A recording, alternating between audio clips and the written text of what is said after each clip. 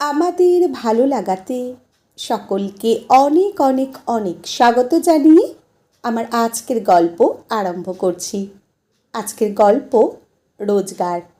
গল্পটি তাহলে শুরু করি।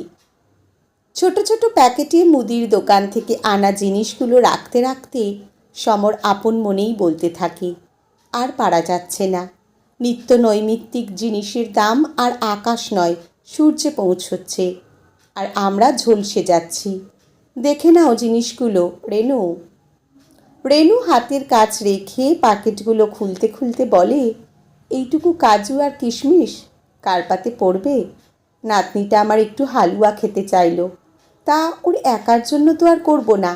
আর একটু কাজু আর কিশমিশ নিয়ে এসো। ওতে যদি না হয় তাহলে আর হালুয়া করে কাজ নেই। নিজে তো আর রোজগার করলে না কোনো দিন, তাই বুঝবে না অল্প রোজগারের পয়সায় বড়লোকি করা যায় না। তীক্ষ্ণ উত্তর সমরের। শান্ত গলায় রেনু বলে, ঠিক বলেছ, রোজগার করিনি কোনো দিন, তবে বড়লোকি কবে করেছি মনে পড়ছে না। তোমরা মানে পুরুষ মানুষরা এই রকম কথা বলো বলেই আজকাল মেয়েরা রোজগার করার জন্য মরিয়া হয়ে উঠছে। হ্যাঁ তো, তোমার ছেলের বউকেই তো দেখছি, আজ এখানে কাল ওখানে করে বড় বড় চাকরি করছে। বিদ্যের তো ওই বহর, তাই কোনোটাই টিকছে না।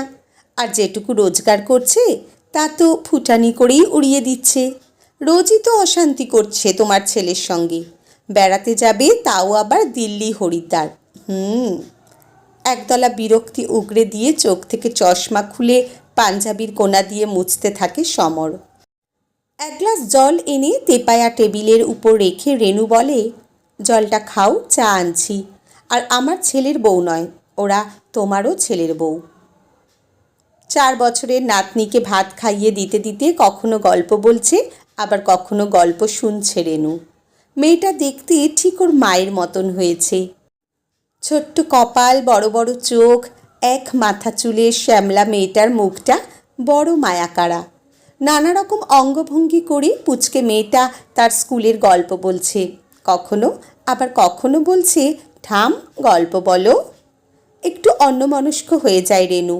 চিরদিনই রেনু নিজের অবস্থানকে মানিয়ে নিয়েছে, কোনো অভিযোগ অসন্তোষকে সামনে আসতে দেয়নি। মাঝে মাঝে আশপাশের অনেককে দেখে ভাবে, এটা কি তার সংযম, নাকি না পাবার যন্ত্রণায় বিদ্ধ হতে চায় না বলেই আপোষ করা, নাকি কিছু করার নেই বলেই ভাগ্যকে মেনে নেওয়া। বেশ চলছিল কমাস। একদিন রেনু তাড়াহুড়োতে ফোনটা বাড়িতে রেখেই চলে যায় কীর্তন শুনতে। রেনু চলে যাবার পর সমর নাতনিকে নিয়ে পার্কে যাবার জন্য দরজার কাছে যেতেই ফোনটা বেজে ওঠে। ওই দেখো, পুণ্যের এত তাড়া যে ফোনটা নিয়ে যায়নি, নাকি আসরে বারণ করে দিয়েছে কি জানি। ফোনটা ধরার আগেই কেটে যায়, পরক্ষণেই আবার বেজে ওঠে। নামধাম নেই, শুধু নম্বর। ফোনটা ধরেই কিছু বলার আগেই, রেনু মাসি, আজ আর কিছু রান্না করো না গো, আমাদের একটা পার্টি আছে, তুমি শুধু একটু আটা মেখে ফ্রিজে রেখে দিও। কি গো, শুনতে পাচ্ছ? হঠাৎই ভেজানো দরজা খুলে হন্তদন্ত হয়ে ঢুকে পড়ে রেনু। আমি রেনুর হাজব্যান্ড বলছি, এই নিন কথা বলুন। ছেলে প্রশান্ত অত্যন্ত অশান্ত হয়ে তীব্র বাক্যবাণে মাকে আক্রমণ করে। ছি মা, ছি, ভগবানের নামে মিথ্যে কথা বলে তুমি রাঁধুনির কাজ করতে যেতে? কেন, আমি তোমাকে হাত খরচ দিই না? মিনুও তোর সাধ্য মতো দেয়, তাহলে এটা কেন করলে? এরপর পাড়া প্রতিবেশী যখন জানবে, তখন তো তোমার জন্য এই পাড়ায় টেকা যাবে না। বাবার সম্মান থাকলো? হ্যাঁ, আমরা গরিব, কিন্তু বাবা তোমাকে এই বয়সে কাজে পাঠিয়েছে, এটাতে বাবাকে অসম্মান করা হলো না? রেনু হাত তুলে থামায় ছেলেকে। দাঁড়াও খোকা, অনেক বলেছ, এবার আমি বলি। তোমার বাবার সম্মান নিয়ে তোমার খুব চিন্তা, তাই না? তাহলে বলো তো, তুমি যখন উচ্চ মাধ্যমিকে ইংরাজিতে ফেল করেছিলে, তখন তোমার বাবার সম্মান ছিল? বন্ধুদের সঙ্গে বেড়াতে গিয়ে যখন ঝামেলায় জড়িয়েছিলে, তখন ছিল সম্মান? অন্যের বাইক নিয়ে মিনুকে সঙ্গে নিয়ে যখন এখানে ওখানে ঘুরে বেড়াতে, তখন তোমার বাবার খুব মুখ উজ্জ্বল হয়েছিল কি? তখন যদি তোমার বাবার সম্মান না যায়, তাহলে আমি এমন কোনো অন্যায় করিনি যে তোমার বাবার সম্মান চলে যাবে। কি গো সমরবাবু, ভুল বলছি? তবে এবার বলবো কেন আমি এই কাজ করেছি। ভেবো না কৈফিয়ত দিচ্ছি। মিনতি, একবার এখানে এসো তো। কি হলো, এসো একবার। মিনতি সামনে এসে দাঁড়ায়।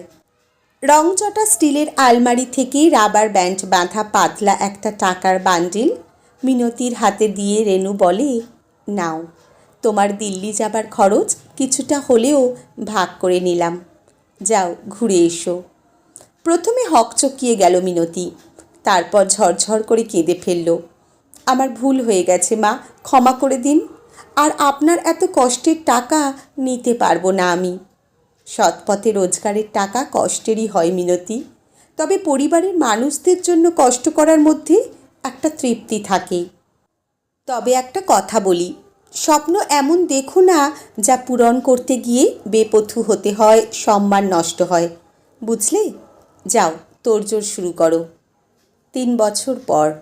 মা, ও মা, কালকের মেনুতে কি কি থাকছে গো? মিস্টার বোসের বাড়িতে কিন্তু স্পেশাল মেনু যাবে, মনে আছে তো? মনে আছে রে। শোন, ফ্রিজের মাথায় আজকের মেনুর লিস্ট লিখে রেখে দিয়েছি, দেখ। আর শুভ্রাকে বল আদা ছাড়িয়ে রাখতে। স্নান সেরে রান্নাঘরে রেনু আসতেই মিনতি বলে, মা, 7 তারিখ থেকে রেনুস কিচেন বন্ধ, সবাইকে জানিয়ে দিয়েছি। ও মা, সে কি, কেন রে? রেনু অবাক। আমরা দিল্লি হরিদ্বার ঘুরতে যাচ্ছি। তা যা না, আমি পারবো ঠিক সামলে নিতে। শুভ্রা, অলোকা আছে তো। আমরা সবাই মিলে ঘুরতে যাচ্ছি মা, তুমি কিন্তু না বলতে পারবে না। তোরা 3 জন যা না, আবার দুটো বুড়োকে নিয়ে ঝামেলা করতে হবে না। কোনো কথা নয়, আমি বলছি যখন তখন এটাই হবে। মিনতি নকল গাম্ভীর্য দেখায়। আচ্ছা, মেয়ের অর্ডার যখন তাই হবে। তবে পারবো কি? রেনুর যেন চিন্তা। নাতনি এসে রেনুকে জড়িয়ে ধরে বলে, আমি তোমার আর দাদুর হাত ধরে থাকবো তো ঠাম, ভয় পেও না। তাই তো দিদিভাই, আমার আর চিন্তা কিসের? রেনু নাতনিকে জড়িয়ে ধরে। মিনতিও যোগ দেয় হাসিতে। শুভ্রাও হাসতে শুরু করে, বোধহয় এই সুন্দর দৃশ্যটা দেখে। আজকের গল্প এখানেই সমাপ্ত। কলমে ব্রততী বিশ্বাস, পাঠে জয়তী। ধন্যবাদ।